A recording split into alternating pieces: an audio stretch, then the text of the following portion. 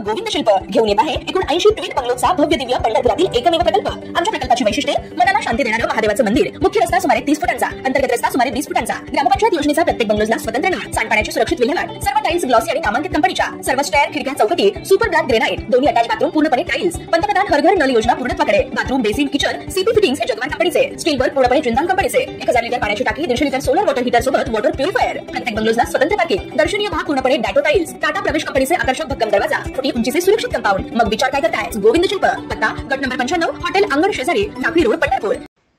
राज्याच्या विधानसभा निवडणूक निकालानंतर सगळ्यांनाच धक्का बसलाय। विरोधी बाकावरील महाविकास आघाडीने इलेक्ट्रॉनिक वोटिंग मशीनवर शंका उपस्थित केली। ईव्हीएम विरोधात महाविकास आघाडीतील पक्षांकडून आंदोलनाची रूपरेषा आखली जाते।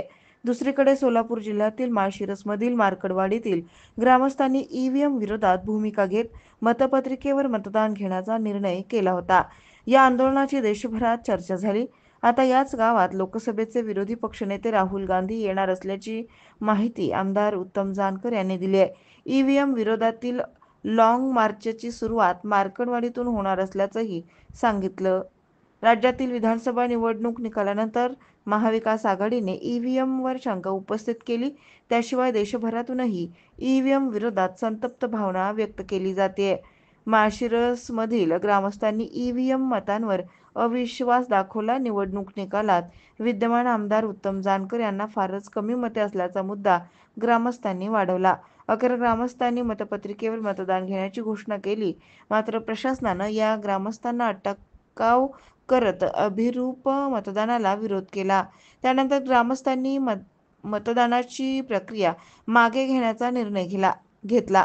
मार्कडवाडीमधील गावकऱ्यांच्या या अभिनव आंदोलनाची देशपातळीवर चर्चा झाली आहे। ईव्हीएमच्या मुद्द्यावर विरोधकांनी आक्रमक भूमिका घेतली आहे।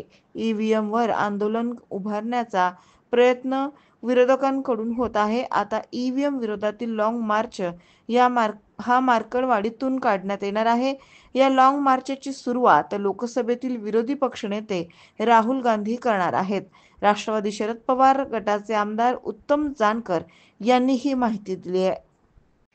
ताज्या घडामोडी पाहण्यासाठी आमच्या YouTube चॅनलवरील PVR म्हणजेच पंढरी वार्ता या न्यूजला सबस्क्राइब करा आणि शेजारील बेल आयकॉनवर क्लिक करा।